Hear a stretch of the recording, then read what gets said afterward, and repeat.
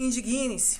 Esse é o título de um famoso ensaio do escritor francês Stéphane Hessel, publicado em 2010, sobrevivente aí de Buchenwald. Hessel defende a ideia de que a indignação é o fermento do espírito de resistência. A falta de indignação pela maior parte da população brasileira frente aos acontecimentos no país é digna de uma certa alienação mental, do derrotismo covarde ou ainda de uma lacuna histórica que nos impossibilita aí distinguir o certo do errado. A mídia tradicional, aliada à politicagem estabelecida, acusa Bolsonaro de fascista, de nazista e de estar tramando um golpe. Enquanto isso, aceitamos que Lula seja inocentado por uma tecnicidade em um tribunal composto aí em sua grande maioria por ministros nomeados pelo PT. Lula foi transformado por esse tribunal em um mártir político e não reconhecer sua indiscutível culpabilidade por corrupção, formação de quadrilha e enriquecimento ilícito. O Brasil se tornou, pelas mãos do STF, cúmplice desse ato de peculato. Em qualquer país minimamente republicano e com uma justiça cega, o PT teria seu registro cassado, seus membros receberiam uma pena exemplar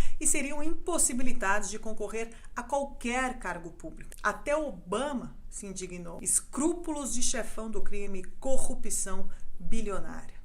Indigne-se.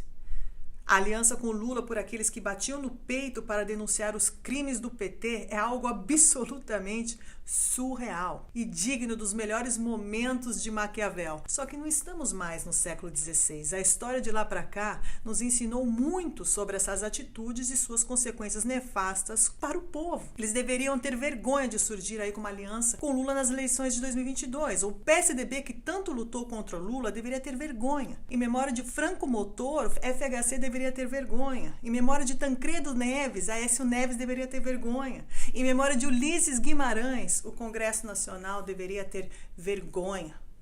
Será que eles são capazes de sentir vergonha? Que país é esse? Estamos deixando aí um péssimo legado aos nossos filhos e netos, aceitando que os criminosos delatados com fortes provas, inúmeros empresários e membros do PT, seja livrado aí pelo STF. Como podemos dormir aceitando que todas as provas do crime foram simplesmente jogadas para baixo do tapete na frente dos nossos olhos? Como os jornalistas Reinaldo Azevedo e Marco Antônio Villa conseguem se olhar no espelho quando por anos foram a voz da resistência contra o PT e agora se tornam colaboracionistas? Como aceitar que Mário Sérgio Conte e Hélio Schussmann peçam por escrito ao jornal Folha de São Paulo um golpe militar para remover Bolsonaro do poder, ou ainda até mesmo a sua morte? Mas como ousam desrespeitar a memória e o legado do jornalista Sr. Frias, que certamente não compactuaria com esses crimes ou com qualquer ato que defendesse o rompimento com a democracia pelo uso da força?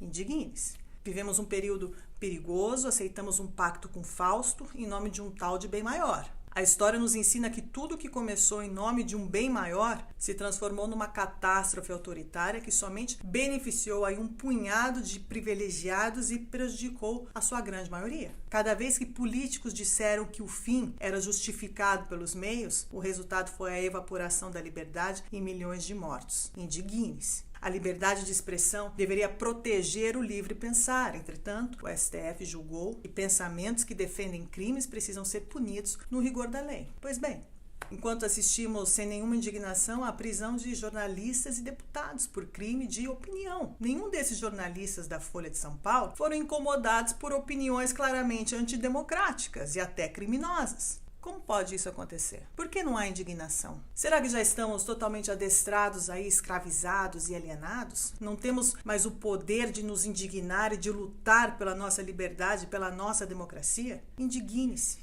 Quando o PT estava no poder, nenhum jornalista pediu a morte do presidente ou um golpe militar para removê-lo do poder, apesar dos escândalos de corrupção e dos crimes. Por que aceitamos isso contra Bolsonaro, eleito democraticamente por 57 milhões de brasileiros? Claro que podemos discordar de Bolsonaro ou de Lula, mas o debate público, democrático, republicano e dentro da lei tem que ser defendido por todos nós. Qualquer coisa contrária deveria ser punida pelo rigor da lei e pelo STF. Mas o que vemos há um ano é exatamente o contrário disso tudo.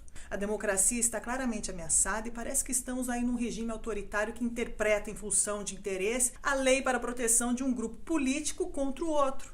Ou seja, a justiça não é mais cega. Indigne-se. Os grandes democratas deste país se curvaram ao crime e ao Lula, recusando o debate político para tentar vencer Bolsonaro nas urnas ou na força. Ter livrado um criminoso não faz de Lula um inocente. Se juntar a um criminoso e pedir um golpe militar para vencer Bolsonaro não representa o espírito democrático. Estamos flertando com o autoritarismo e pedindo uma ditadura em nome de um bem maior. Assim começaram as piores e mais violentas ditaduras. Indigne-se.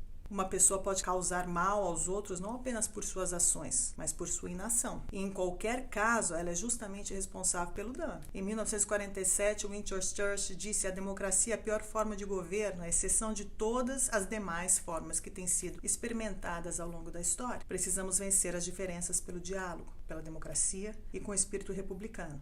Precisamos nos indignar quando tentam forçar nossa mão, especialmente aí quando esses falsos democratas estão claramente na busca desenfreada pelo poder. Precisamos respeitar a opinião e a fé daqueles com quem não concordamos e não zombar da fé em Jesus, como faz de novo Mário Sérgio Conte, na Folha de São Paulo, numa coluna de Páscoa.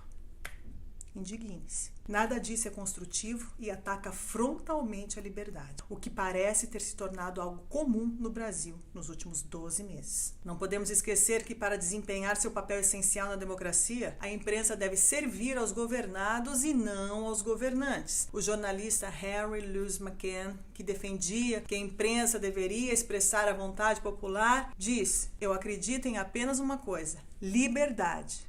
Mas não acredito em liberdade o suficiente para querer forçá-la a alguém. Indigne-se.